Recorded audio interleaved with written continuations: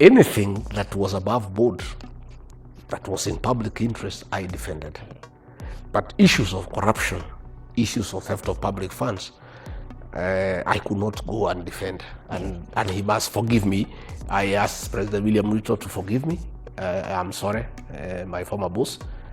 Adani, I could not help you to defend. Shah, I could not help you to defend. If the deputy you have picked can defend theft and corruption, let him go ahead. Because he is not elected, he is your person. So he's answerable to you. But me, I was elected, I have the mandate of the people, and therefore I'm answerable to some people. Former Deputy President Rigathi Gachagua has taken the gloves off, taking aim at President William Ruto's administration in no holds barred interview on NTV. Gachagua did mince words as he accused Ruto's government of reckless leadership and widespread corruption, leaving many Kenyans shaking their heads in disbelief. If there is a lot of rejection, it behoves you as an administration to take into consideration the views of the people. You know, I have seen an advisor in the president's office telling people that their children will not be allowed to go to school unless you register for this program. You know, that is coercion. That is intimidation. If something is good, Ibrahim, it is people who should be rushing to register. You know, a good package, something that is attractive, something that is beneficial to the people. You know, it is upon people to rush and do it. But if it reaches where you have to intimidate people and blackmail them, that unless you register for this program, your child will not be admitted to school, there is a problem somewhere. Why are you setting conditions? Mr. Gachagua, what? The former deputy president, who once sat at the heart of Ruto's government, seems to have become the whistleblower, distancing himself from questionable government projects that many Kenyans have rejected.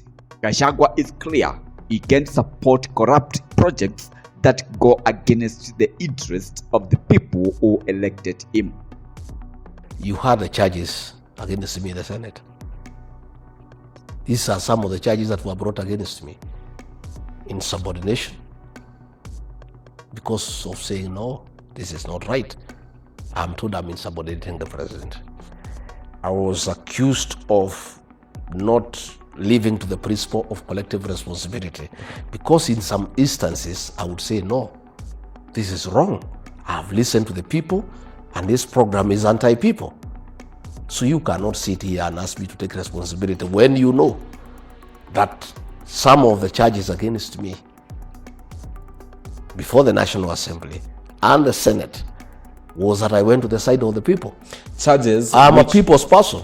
Charges which you, through your lawyers, completely refuted. That's what I'm saying. I said, like, we were told to go and supervise the demolition of homes along Nairobi River. And I said, no. And I said that is not insubordination, that is doing the right thing. Because, one, a government should not have war, be at war with the citizens. We had made a commitment as the Kenya Kwanza administration that if we are elected to office, we will not have brutal evictions and inhuman relocation of citizens. And here I'm being told to do it. And I say, no, I will not do it. And I was defending that charge to say what I did is the right thing, because even if you look at the UN Charter, there are certain ways how you locate people. So I have gotten where I am today because in many instances, I refuse to betray the people of Kenya.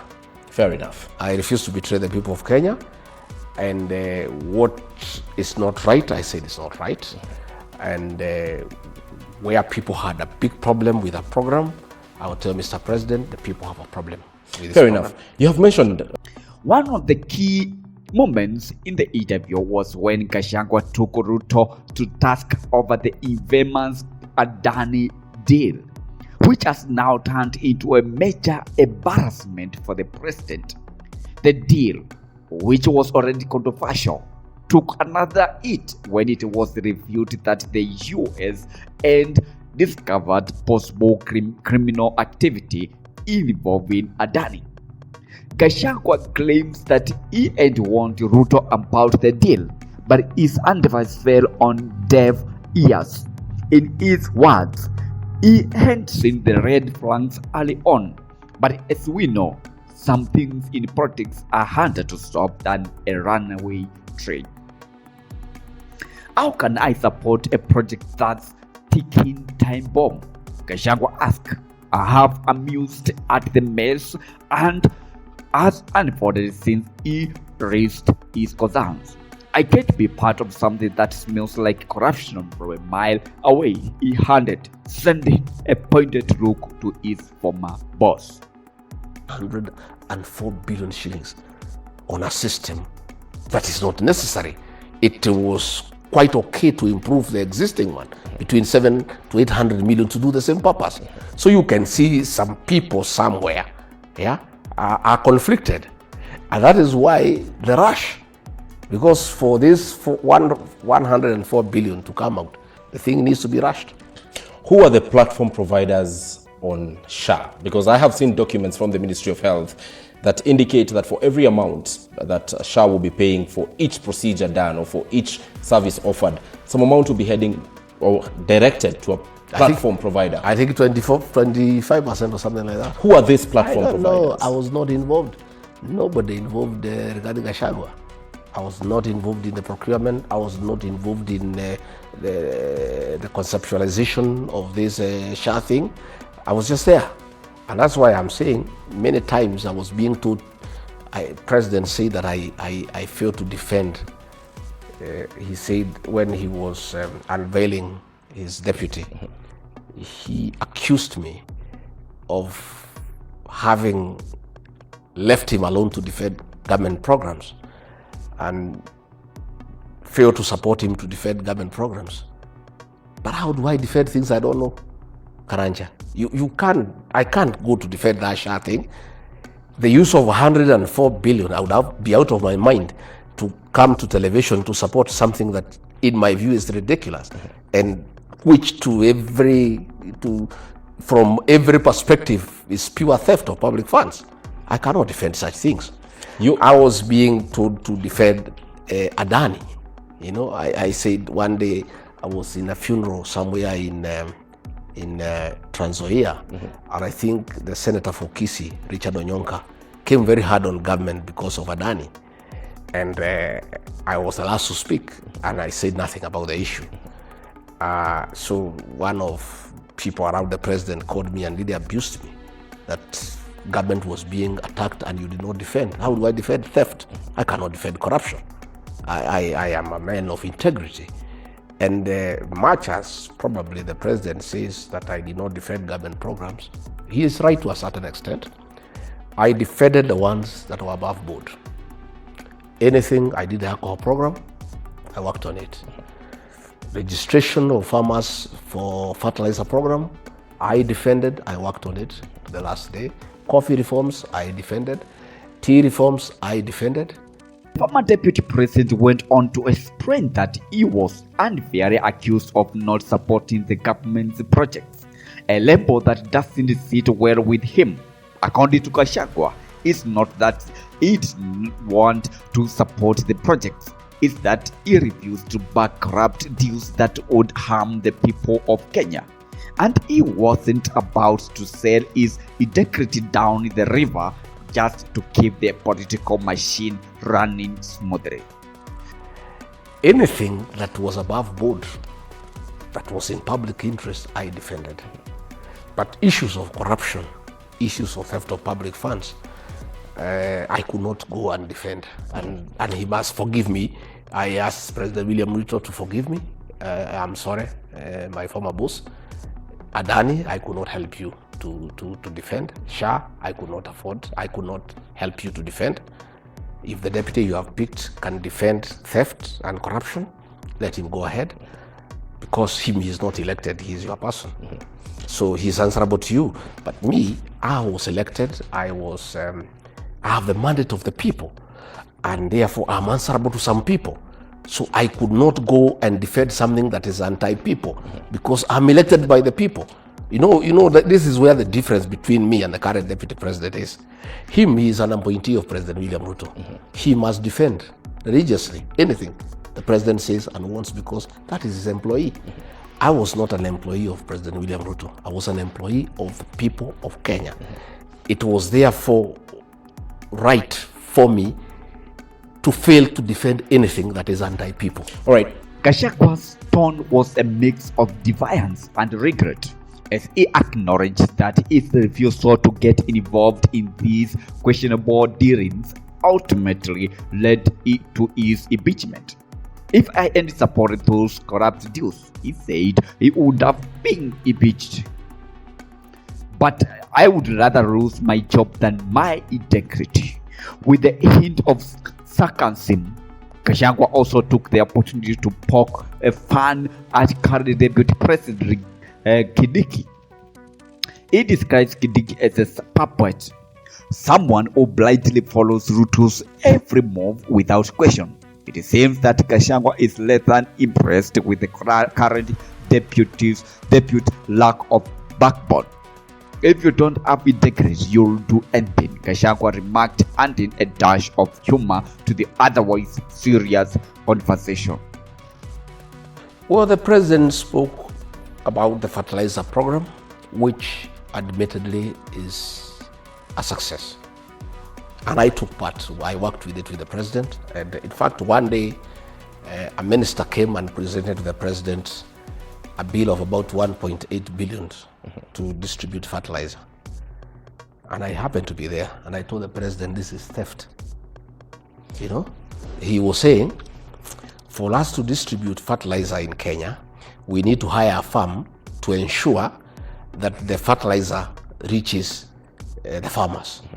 And he was giving like 300 shillings per bag. So we calculated with the president and the bill would have been like 1.8 billion. And I did suggest to the president that we could register farmers using the officers of the National Government Administration. And he was agreeable. And he asked me to oversee the exercise, which I did successfully. And within 2-3 weeks, we had registered 5 million farmers. And that program is very, very successful. Again, the issue of the strengthening of the Kenyan shilling, that again is successful. Again, the employment of the teachers, 52,000 teachers, give credit where you do, that is true. But there are issues he talked about. The economy has improved. There is growth, there is less inflation, all those figures. From where I sit, because I told you I was around during Moi time, I was around during Kibaki's time, I was there during Uhuru's time, I'm there during Ruto's time. For you to know whether the economy is successful, you don't need figures. Just ask Wananchi, they'll tell you.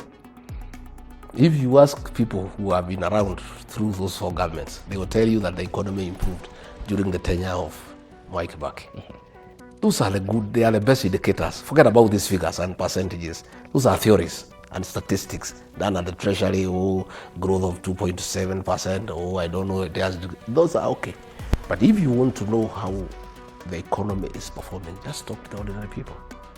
Karanja, you live with this country. Talk to the people. What is your view? I'm asking you. Talk to the people. You served in this government for half time. We are not talking about the government now. We are asking. We are talking about I'm telling you, Your Excellency, the best people to give you an indication about the performance of the economy are the people of Kenya. And from what they tell me every day, they don't think we are making any progress. They think we are doing very badly. And at the end of it all, they are the owners of this country. They are the people we work for.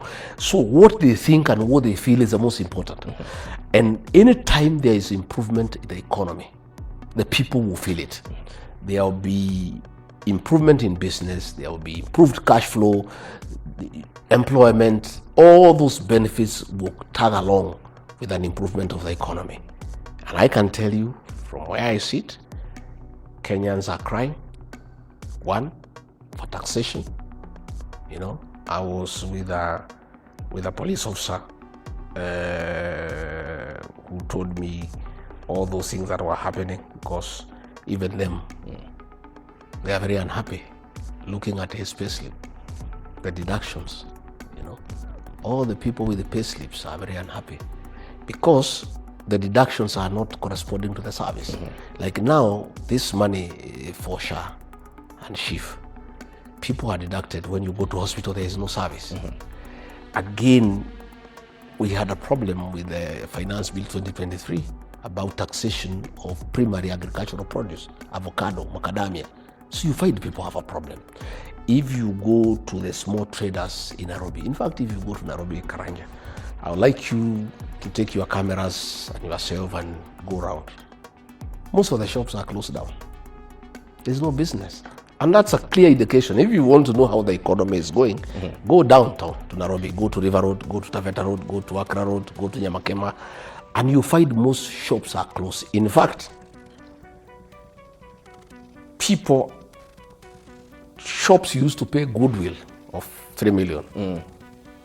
You are being called by the landlord, please take this shop. All right. There's no goodwill. Pay us whatever rent you can afford when you have it, but have the place opened. So I can say that we are not doing well. Those figures the president said, fine, those are figures. But listening to the people of Kenya, moving around the country, moving around downtown, we are not doing very well. And why did we not do well in the 2 years of Kenya Kwanza? During your inauguration, you clearly stated that you took a country. Now, Gachagua has vowed to expose the dark side of RUTO's administration, promising to continue shining a light on the shandy deals that are happening behind closed doors. I am going to make sure the truth comes out no matter what it creates. And if there is one thing Rigathi Gachagua knows how to do, is make a splash. So back off, Kenya. This political drama is just getting started. Stay tuned for more revelations from the former deputy president, because it seems like he is got a lot more to say. This is Stephen, bringing you the latest from the world of politics. Stay informed, stay sharp. GC News.